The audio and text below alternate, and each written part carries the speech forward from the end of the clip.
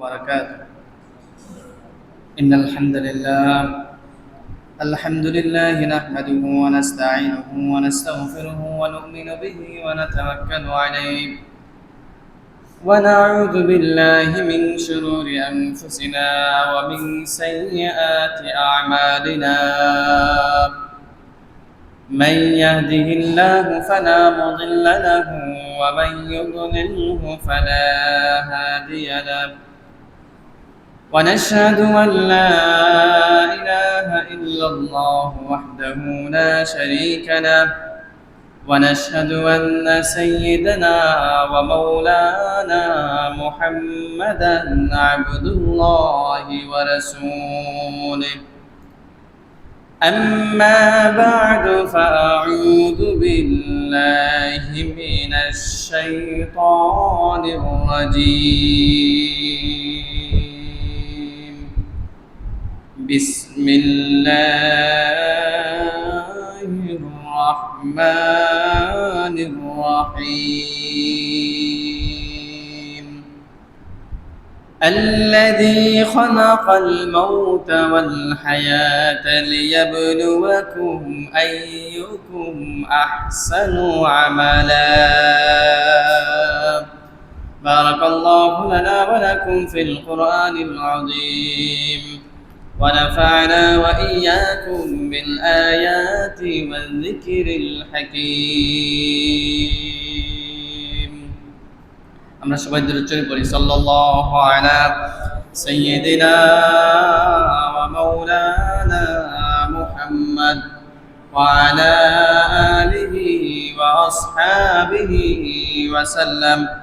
সাল্লাল্লাহু আলা সাইয়্যিদিনা ওয়া মাওলানা মুহাম্মদ ওয়া আলা আলিহি ওয়া আসহাবিহি ওয়া সাল্লাম।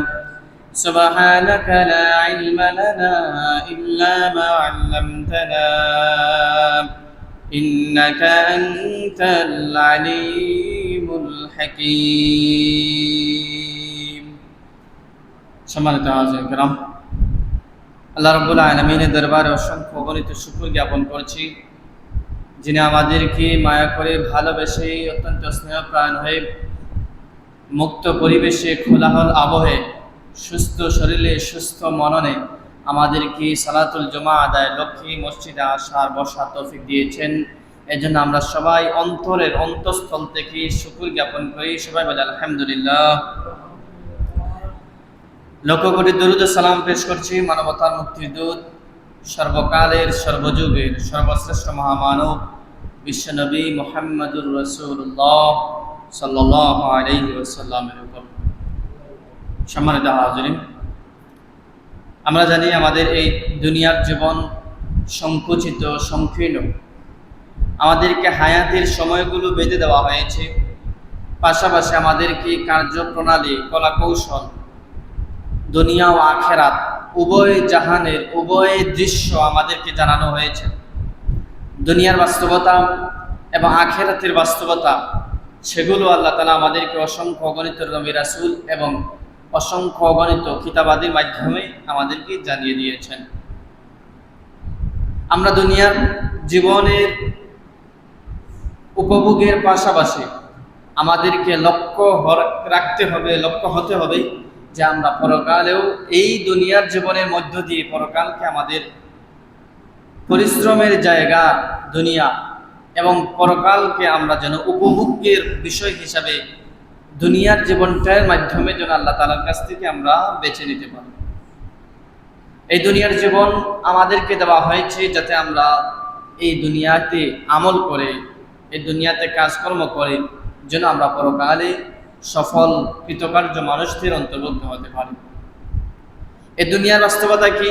এই দুনিয়ার বাস্তবতা হলো আমরা আমাদেরকে নিজেদেরকে যেন আমরা প্রথমে জানতে পারি, আমাদের সংশ্লিষ্ট নিজেদের সাথে এবং আমাদের সামাজিক যে সংশ্লিষ্ট আছে, যে সমস্ত হুকুক অর্থাৎ অধিকারগুলো আছে, সেগুলো যেন আমরা জানতে পারি এবং সেগুলো প্রেক্ষিতে যেন বাস্তবায়ন করতে পারি। এগুলো কি করলে হবে? আমাদের নিজেদের ব্যক্তিগত জীবনের ফায়দা হবে এবং সামাজিক জীবনে আন্তর্জাতিক জীবনে এবং সমাজের যে শান্তি, সুখ, নিরাপত্তা, প্রগতিশীল যেগুলো আছে সেগুলো যেন আমরা বাস্তবায়ন করতে পারি। পাশাপাশি আমরা পরকালে যেন আমাদেরকে দুনিয়ার জীবনের মধ্য দিয়ে যেন আমরা সফল হতে পারি। দুনিয়ার জীবনের মধ্য দিয়ে আল্লাহ তাআলার যত চাওয়া আছে, পাওয়া আছে, সেগুলো যেন আমরা দুনিয়ার মধ্য দিয়েই করতে পারি। করলে কি আমাদেরকে আল্লাহ তাআলা পরকালে অসংখ্য অগণিত নাজ নিয়ামতের মাধ্যমেই আমাদের জীবনটাকে সুশোভিত করে দিবেন, চির শান্তির ঠিকানা জান্নাতের অধিবাসী করবেন। আল্লাহ তাআলা সবচেয়ে আমাদের পাওয়া সেটা হলো আল্লাহ সন্তুষ্টি। সেখানে গেলে আমরা আল্লাহ তাআলার চির সন্তুষ্টির অর্জন করতে পারব। এখন আমরা আজকে আমাদের আলোচ্য বিষয় হচ্ছে, আমরা যদি দুনিয়াকে চিনতে চাই, আখেরাতকে চিনতে চাই, তাহলে দুনিয়া এবং আখেরাতের মধ্যে কি কি পার্থক্য, দুনিয়া এবং আখেরাতের পরীক্ষার মধ্যে কি কি পার্থক্য হতে পারে, যদি আমরা এগুলো জানতে পারি, তাহলে আমরা দুনিয়ার প্রতি আমাদের ক্ষুধাভীরতা, দুনিয়ার প্রতি আমাদের তাকওয়া, দুনিয়ার বাস্তবতা আমাদের চোখের সামনে ফুটে উঠবে। এবং আখেরাতের, যেহেতু এই জীবনটাকে আমাদের চোখের আড়ালে রাখা হয়েছে, আমরা দেখতে পারি না, ছুঁইতে পারি না, চাক্ষু দৃষ্টিতে আমরা দেখতে পারি না, তখন আমরা যদি দুনিয়ার সাথে যদি কম্পেয়ার করি, তাহলে আমাদের আখেরাতের বিষয়গুলো আমাদের সম্মুখে প্রস্ফুটিত হয়ে যাবে। আজকে আমরা কোরআন হাদিসের মধ্য দিয়ে এই আখেরাত এবং দুনিয়ার পার্থক্য বোঝার চেষ্টা করব। আল্লাহ তাআলা যেন আমাকে সুন্দরভাবে, সাবলীলভাবে আপনাদের সম্মুখে উক্ত বিষয়ে সংক্ষিপ্ত আকারে হলো জ্ঞান গর্ব আলোচনা করার জন্য তৌফিক দান করেন সবাই বলেন আমিন। এক নম্বর, পরীক্ষার সময়, দুনিয়ার পরীক্ষার সময় আমাদের সূচিগত পার্থক্য আছে। সূচিগত যেমন জাদওয়ালুল ইমতিহান, পরীক্ষার সময়সূচি, পরীক্ষার ক্যাটাগরি, পরীক্ষার আরও যত বিষয় আছে, সেগুলো দুনিয়ার পরীক্ষার মধ্যে আমাদের পার্থক্য আছে। সময়সূচি নির্ধারণ করে দেওয়া হয়, কোন কোন সিলেবাসে আমাদের পরীক্ষা নেওয়া হবে সেগুলো নেওয়া হয়, এবং বেশি ইম্পর্টেন্ট যেগুলো আছে সেগুলো আমাদেরকে ধরে দেওয়া হয়, যাতে আমরা পরীক্ষার পেপারের মধ্যে, পেপার পেজের মধ্যে যেন আমরা সুন্দরভাবে লিখতে পারি। কিন্তু আখেরাতের পরীক্ষার সময় আমাদেরকে বলে দেওয়া হয় নাই। রাসূল সাল্লাল্লাহু আলাইহি ওয়াসাল্লাম একটা হাদিসের মধ্যে বলেছেন যে মান মাতা ফাকাদ কামাত কিয়ামাত, যে ব্যক্তি মারা গেল, অর্থাৎ দুনিয়ার জীবন হায়াত শেষ হয়ে গেল, তার জন্য কিয়ামত শুরুই হয়ে গেল, তার জন্য আখেরাত শুরু হয়ে গেল, তার জন্য পরীক্ষা শুরুই হয়ে গেল। অর্থাৎ আমাদের আখেরাত, দুনিয়ার সংক্ষিপ্ত সফর, যেখানে গিয়ে পরিসমাপ্তি ঘটবে, সমাপ্ত হবে, যেটার নাম হলো মৃত্যু। এই মৃত্যুর মাধ্যমে আমরা দুনিয়া থেকে ইন্তেকাল করে স্থানান্তরিত হয়ে পরকালের মধ্যে আমরা যাওয়া শুরু করব। তো এই মৃত্যুর সময়টা আমাদের নির্ধারিত না, কখন, কার, কোন সময়, কোন অবস্থায় আমাদের মৃত্যু হবে আমরা সেটা জানি না, আমাদেরকে জানিয়ে দেওয়া হয় নাই। এবং আমাদের এই আখেরাতের কিয়ামত যেই দিন সাব্যস্ত করে দেওয়া হয়েছে, এই দিনটা কখন বাস্তবায়ন হবে সেটাও আমরা জানি না। আল্লাহ রাব্বুল আলামিন কোরআনের মধ্যে বলেছেন, হাল ইয়ানদুরুনা ইল্লাস সাআতা আন তা'তিয়াহুম বাগতা ওয়া হুম লা ইয়াশউরুন। আল্লাহ রাব্বুল আলামিন আমাদেরকে লক্ষ্য করে বলছেন, হাল ইয়ানদুরুনা ইল্লাস সাআ, তোমরা কি দেখতে পাচ্ছ অথবা তোমরা কি প্রতীক্ষা করছো, অপেক্ষা করছো যে কখন কিয়ামত সংঘটিত হয়ে যাবে, কখন তোমাদের বিচারালয় প্রতিষ্ঠা হবে, কখন আমি তোমাদের সম্মুখে অবস্থাপিত হব। আল্লাহ রাব্বুল আলামিন বলছেন তোমরা কিয়ামতের অপেক্ষা করছো। হ্যাঁ, আল্লাহ বলছেন আন তা'তিয়াহুম বাগতা, কিয়ামত তোমাদের সম্মুখে হঠাৎ চলে আসবে, তার পূর্বে কোনো নির্ধারিত সময়সীমা নাই, হঠাৎ তোমাদের সম্মুখে চলে আসবে। অতএব তোমরা সব সময়, সর্ব অবস্থায়, সব মুহূর্তে তোমরা কিয়ামতের প্রস্তুতি নিয়ে নিজেদের আমলগুলোকে সুচারিতভাবে রাখো। সুবহানাল্লাহ। ওয়া হুম লা ইয়াশউরুন, যাদের উপর কিয়ামত সংঘটিত হবে, যাদের উপর কিয়ামত বাস্তবায়ন হবে, তারা টেরই পাবে না, তারা পূর্বে কোনো লক্ষণ নির্দেশনা জানতে পারবে না যে কিয়ামত আসছে বা আসবে। হঠাৎ করে তাদের সম্মুখে কিয়ামত চলে আসবে। তাহলে আমরা এই আয়াতের মাধ্যমে দুনিয়া বা আখিরাতের পরীক্ষার মধ্যে পার্থক্য মৌলিক এটা পেলাম যে দুনিয়ার জীবন ইন্টারভিউ বলেন, দুনিয়ার পরীক্ষার সময়সূচি বলেন, দুনিয়ার অন্যান্য জিনিসগুলো বলেন, সেগুলো নির্ধারিত পূর্বে নোটিশ বিজ্ঞপ্তি দিয়ে আমাদেরকে জানানো হয় কখন সংগঠিত হবে, কাদের মাধ্যমে নেবে, কোন সিলেবাসের উপর আমাদের পরীক্ষা হবে, সেগুলো আমাদের সম্মুখে জানিয়ে দেওয়া হয়। কিন্তু কিয়ামতের বিষয়টা আমাদের সম্মুখে জানাতে দেওয়া হয় নাই। আল্লাহ বলছেন হঠাৎ করে তোমাদের সম্মুখে চলে আসবে, তোমরা টেরই পাবে না। তাই আমাদেরকে আল্লাহ বলছেন যে এই আয়াতের মাধ্যমে বুঝতে পারলাম যে আমরা সব সময় সর্বাবস্থায় আমরা যেন মৃত্যুর জন্য প্রস্তুত থাকি, পরবর্তী আখিরাতের আমলের জন্য যেন আমরা প্রস্তুত থাকি, সেই দিক নির্দেশনা বা সেই ইঙ্গিত আল্লাহ তাআলা আমাদেরকে দিয়েছেন। 2 নম্বর আসেন, পরীক্ষাকালীন সময় সুযোগগত পার্থক্য। অর্থাৎ কিছু দুনিয়াবী পরীক্ষার সময় ছাত্রদেরকে কিছু সুযোগ দেওয়া হয়। সারা বছর স্যাররা যেই সিলেবাসের উপর পড়িয়েছে সেই সিলেবাসে প্রতিটি অক্ষর প্রতিটি লাইন থেকে তাদেরকে পরীক্ষা নেওয়া হয় না। ইম্পর্টেন্ট, ভেরি ভেরি ইম্পর্টেন্ট যেই প্রশ্নগুলো আছে, সৃজনশীল বলেন, প্রশ্ন বলেন, সেগুলো স্যারদের মাধ্যমে তাদেরকে শর্টকাট করে ধরিয়ে দেওয়া হয় এবং তাদেরকে পরীক্ষার সময়ে ইম্পর্টেন্ট বিষয়গুলো তাদের সম্মুখে উপস্থাপন করা হয় এবং তাদেরকে এই বিষয়গুলোকে বেশিভাবে প্রাধান্য দেওয়ার জন্য তাদেরকে বিভিন্নভাবে তাকিদ দেওয়া হয়। প্রাইভেটলি কোর্সিংয়ের সুযোগ থাকে, প্রাইভেটলি তাদেরকে স্যাররা হেল্প করার জন্য বসে থাকে। এরপরে বিপরীত দিক দিয়ে আমরা যদি ধরি যে দুনিয়াবী পরীক্ষার সময় কিছু অবৈধ পন্থাও অবলম্বন করে ছাত্ররা কৃতকার্য হয়ে যায়, যেমন নকল করে এবং বিভিন্ন বা প্রশ্ন আউটের মাধ্যমে পরীক্ষার কৃতকার্য এনে দেওয়া হয়। কিন্তু আখিরাতে পরীক্ষার সময় কোনো সুযোগ থাকবে না।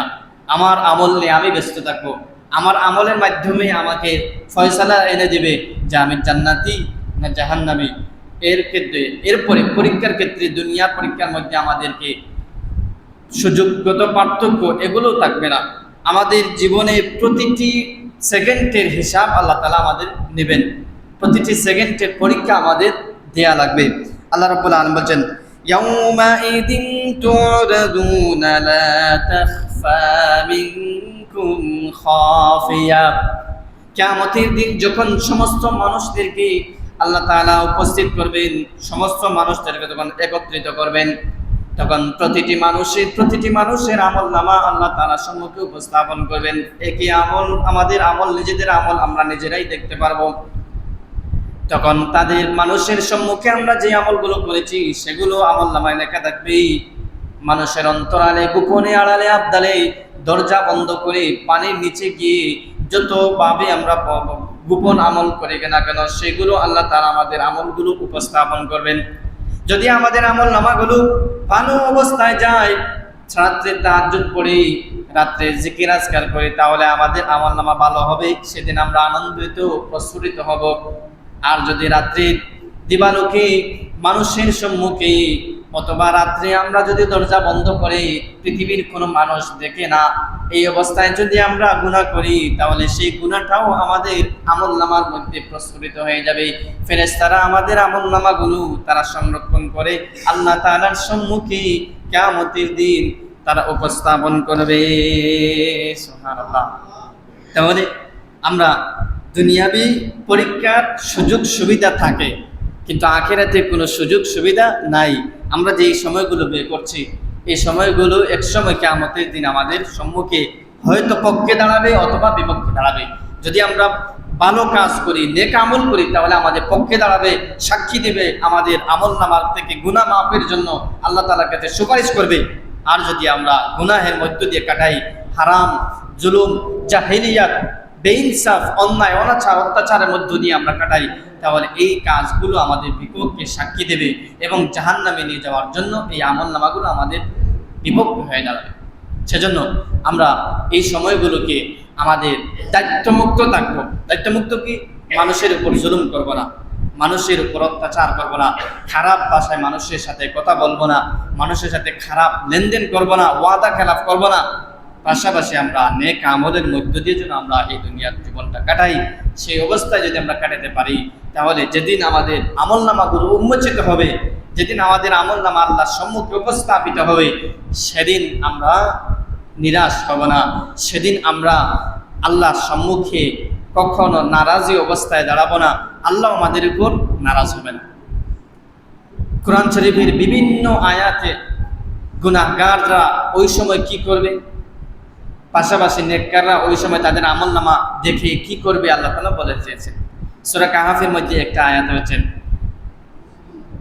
আল্লাহ তাআলা বলছেন যে যখন নেককাররা গুনাহগাররা তাদের আমলনামা দেখবে, তখন আমলনামা তাদের জীবনে প্রতিটি পরতে পরতে যে কাজগুলো করেছিল একেবারে পুঙ্খানুপুঙ্খভাবে ফেরেশতারা তুলে ধরেছে। একটা ক্ষুদ্র গুনাহ করেছে সেটাও তুলে ধরেছে, বড় গুনাহ তো আর তুলবেই, সেটা গুনাহ হবে না হবে না এই পরেও কনফিউজ ছিল, কিন্তু এই গুনাহটা হয়ে গেছে, ফেরেশতা রেখে দিয়েছে। সেজন্য আমরা গোপন গুনাহ হোক, ক্ষুদ্র গুনাহ হোক, বড় গুনাহ হোক, মানুষের গীবত, পরনিন্দা, পরচর্চা, এগুলো থেকে আমরা যেন নিজেদেরকে বাঁচিয়ে রাখি। আল্লাহ তাআলা যেন আমাদেরকে তৌফিক দান করেন, সবাই বলেন আমিন। 3 নম্বর, দুনিয়া এবং আখিরাতের পরীক্ষার মধ্যে পার্থক্য। 3 নম্বর হচ্ছে দুনিয়ার পরীক্ষা মানুষের সহযোগিতা নেওয়া যায়, অর্থাৎ দুনিয়ার পরীক্ষার মধ্যে যখন পড়বে তখন আমরা বিভিন্ন সুযোগ সুবিধা বা সহযোগিতা নেওয়া যায়।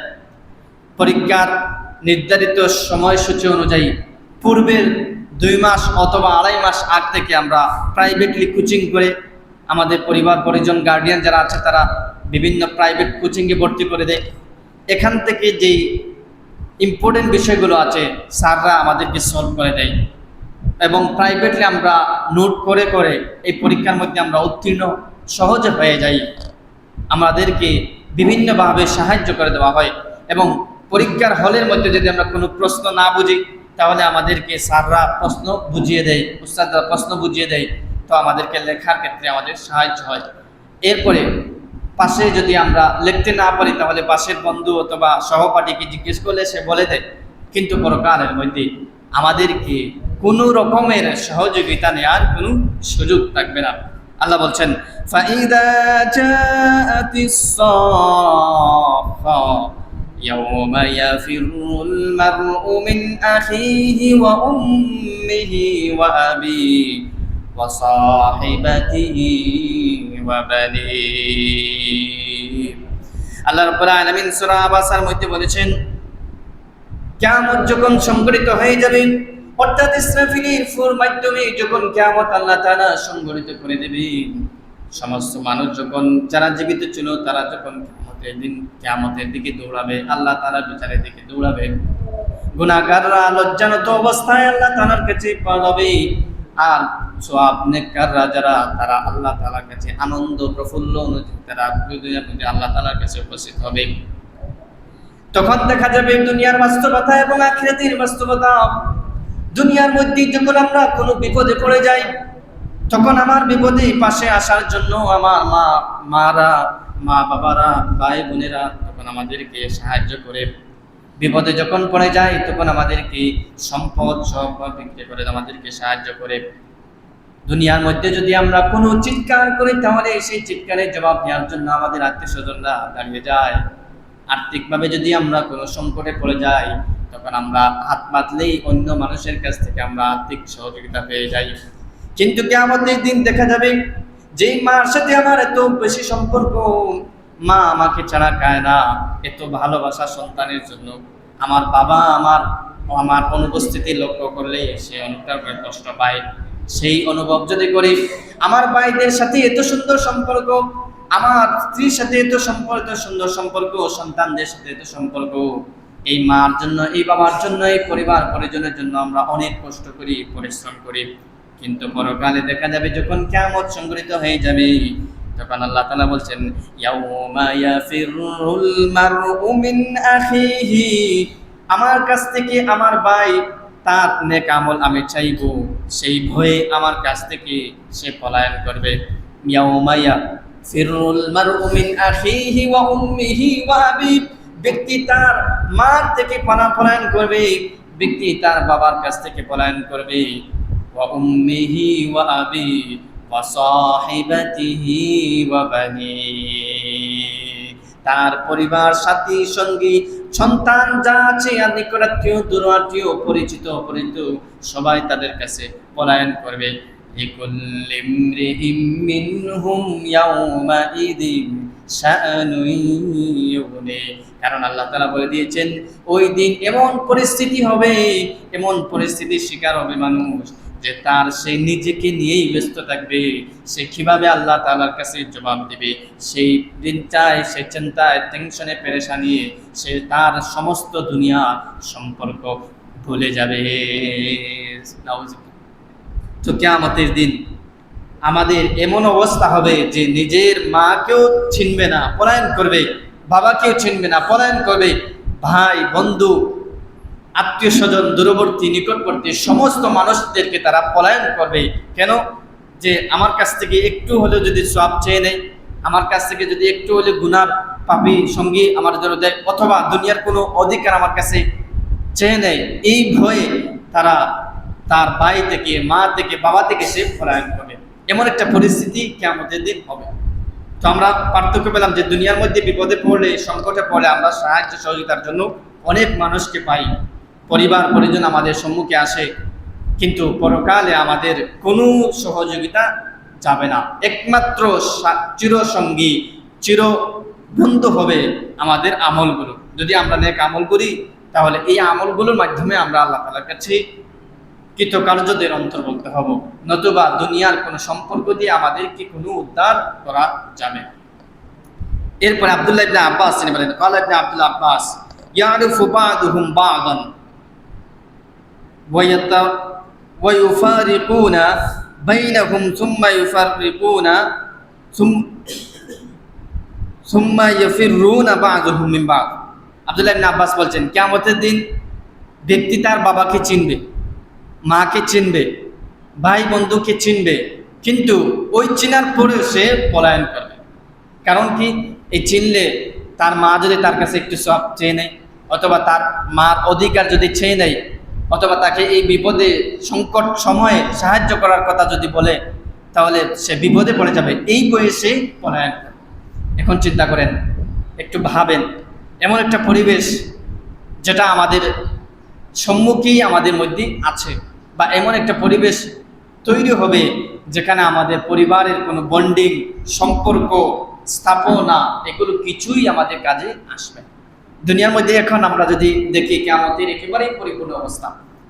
আওয়ামী লীগের যুগের সময় যে সমস্ত মানুষ দুর্নীতি করেছে, বড় বড় মন্ত্রী, এমপিরা বলেন, ওই মানুষরা এখন জেলে আছে, বেশি কিছু মানুষ, কিন্তু এখন ওরা জেলে পড়ছে, মরছে, হাজারো কষ্টের মধ্যে দিয়ে আছে, কিন্তু ওদের পরিবাররা কোনো খোঁজ নিতে না, তাদেরকে ছাড়ানোর জন্য, তাকে সাহায্য করার জন্য কোনো উকিল ধরছে না, তাদের পিছনে কোনো টাকা খরচ করছে না। হাজার হাজার কোটি টাকা আছে, হাজার হাজার ফ্ল্যাট, বাড়ি আছে, কিন্তু তাদের সামনে বা তাদের পরিচয় দিতেও তারা লজ্জাবোধ করছে। এমন একটা পরিস্থিতি তারা তৈরি হয়েছে।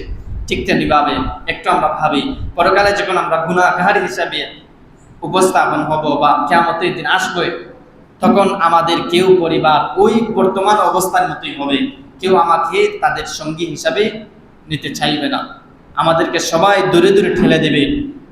যদি আমরা দুনিয়ার মধ্যে নেক আমল করি, আমাদের নেক আমলের পাল্লা ভারী হয়, তাহলে ওই দিন আমরা দুনিয়ার সমস্ত মানুষ আমাদেরকে ত্যাগ করলেও আমাদের নেক আমলগুলো ত্যাগ করবে না। এই নেক আমলের মাধ্যমেই আমরা পরকালের মধ্যে কৃতকার্য। তাহলে এখন দেখেন, কিয়ামতে আমাদের দুনিয়ার বাস্তবতা এখানেই উঠে এসেছে যে আমরা দুনিয়ার মধ্যে অনেক মানুষকে চির আপন ভাবে, একেবারে কাছের মানুষ, ক্লোজ মানুষ, যে আমার সব সময় বিপদে আসবে, এরকম ভাবে কিছু ক্লোজ মানুষ আমাদের জীবনে, প্রত্যেকের জীবনে একজন না দুইজন আছেন, বিশেষ করে মা বাবারা আছেন। কিন্তু ওই প্রেক্ষিতে, ওই পরিস্থিতিতেও ওই মা বাবারা আমাদের কাজে আসবে না। ওই ক্লোজ বন্ধু আমাদের কাজে আসবে না, ওই ক্লোজ আত্মীয় আমাদের কাজে আসবে না। কাজে আসবে কি? নেক আমল। তাহলে এখান থেকে আমরা বুঝতে পারলাম যে আমাদের দুনিয়া এবং আখিরাতে চির সুখী করে দেওয়ার জন্য চির আপন সবচেয়ে কাছের কোন জিনিস, সেটা হলো নেক আমল। আমরা যদি নেক আমল করি তাহলে দুনিয়াতে আমাদের শান্তি নিরাপত্তা আল্লাহ তাআলা ঢেকে দিবেন, আর পরকালে যখন সবাই আমাদেরকে ছেড়ে চলে যাবে তখন আমাদের এই নেক আমলের মাধ্যমেই আমরা পরকালে বিজয়ীদের কাতারে অন্তর্ভুক্ত হতে পারব। এজন্য দুনিয়া যেভাবে যাক, যেদিকেই যাক, উলটপালট হয়ে যাক, সব সম্পর্কই চলে যাক, কিন্তু আমাদের নামাজের সময় যখন আসবে তখন আমরা যেন নামাজ পড়ি, কারণ এই নামাজটা আমাকে ওই সময় ওই পরিস্থিতির মুখে আমাকে সাহায্য করবে। জিকির করব, নেক আমলগুলো করব, মানুষের অনাথ দরিদ্র এতিম অসহায় মানুষদেরকে আমরা টাকা দিব, ওই টাকাগুলো আমাদের কাজে আসবে। মসজিদে যখন দান বাক্স আমাদের সম্মুখে দেওয়া হয় তখন আমরা আলতো করে কিছু টাকা দিয়ে দিব, কারণ এই টাকা আমি দুনিয়াবি কোনো কাজে দিচ্ছি না, আমার নিজের জন্য পরকালে সঞ্চিত হচ্ছে। এজন্য আমরা দুনিয়াবি কাজে করার ক্ষেত্রে, আখিরাতে কাজের ক্ষেত্রে, সাহায্য করার ক্ষেত্রে, টাকা হোক পয়সা হোক, সেগুলো দিয়ে আমরা সাহায্য করব। আমাদের আফসোস, দুর্ভাগ্যের বিষয়, আমরা শ্রেষ্ঠ নবী শ্রেষ্ঠ উম্মত হওয়া সত্ত্বেও আমাদের দুনিয়াবি যত চাহিদা আছে, উপভোগের বিষয় আছে, সেগুলোর ক্ষেত্রে আমরা কোনো কমতি রাখি না। কিন্তু আমাদেরকে যখন দিনী কাজের জন্য আহ্বান করা হয়, দিনী কাজের জন্য যখন আমাদেরকে সাহায্য করে দেওয়া হয়, আহ্বান করা হয়, তখন আমরা আগাই না। মসজিদের যখন দান করার কথা বলা হয়, আপনাদের পরিবেশটা ভালো, কিন্তু আমরা এগুলোতে আমরা কেমন ভ্রুক্ষেপ করি না। অথচ আমাদের প্রতিটি বাড়ি ঘরে কোন জায়গায় টাইলস লাগতে হবে, কোন জায়গায় গ্রিল লাগাতে হবে, সেগুলো নিয়ে আমরা ব্যস্ত। অথচ এই ঘর, এই বাড়ি যখন আমরা চোখ বুজে যাব, যখন আমার মৃত্যু ঘটবে, তখন সব অন্যের হয়ে যাবে, অন্যরা সবাই উপভোগ করবে। কিন্তু আমি যদি মসজিদে একটু ফ্যান দেই, যত মানুষ নামাজ পড়ে আমার নামায় অ্যাড হবে। যদি এই অবস্থা আমি কবরে চলে যাই, কবরে বসেও আমি এই সব পাবো, সত্যি জানি। সেজন্য আমরা দুনিয়া এবং আখিরাতে উভয়ের জাহানের লাভবানের যে কাজগুলো আছে সেগুলো নিয়ে আমরা চিন্তা করব, ফিকির করব, এবং সে অনুযায়ী আমরা আমল করার চেষ্টা করব। এরপরে আল্লাহ তাআলা ওই বলছেন, আমার তিলাওয়াত করতে বলেন, আল্লাযী খালাকাল মাউতা ওয়াল হায়াতা লিয়াবলুয়াকুম আইয়ুকুম আহসানু আমালা। আল্লাহ রাব্বুল আলামিন আমাদের কি সৃষ্টি করে আল্লাহ তাআলা আমাদেরকে এই হায়াত দিয়েছেন, শ্বাস প্রশ্বাসের সুযোগ দিয়েছেন। এই দুনিয়ার মধ্যে আমাদের যা কিছু প্রয়োজন সব কিছু আল্লাহ তাআলা আমাদেরকে সামনে এসে দিয়েছেন। অক্সিজেনের প্রয়োজন আমাদেরকে নাকে ঢোকায় দিয়েছেন। খাবারের প্রয়োজন আল্লাহ তাআলা আমাদের খাবারের হাজারো হাজারো খাবারের আইটেম রেখে দিয়েছেন। দুনিয়ার মধ্যে চলার জন্য দিনের প্রয়োজন আল্লাহ তাআলা দিনের দেওয়ার জন্য সূর্যকে সৃষ্টি করে দিয়েছেন, আলো দেওয়ার জন্য।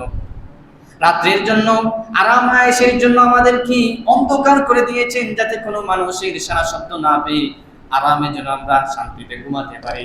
সব ব্যবস্থা আল্লাহ তাআলা করে দিয়েছেন, একটাই কারণ, আল্লাহ বলছেন, আল্লাযী খালাকাল মাউতা ওয়াল হায়াতা লিয়াবলুয়াকুম আইয়ুকুম আহসানু আমালা।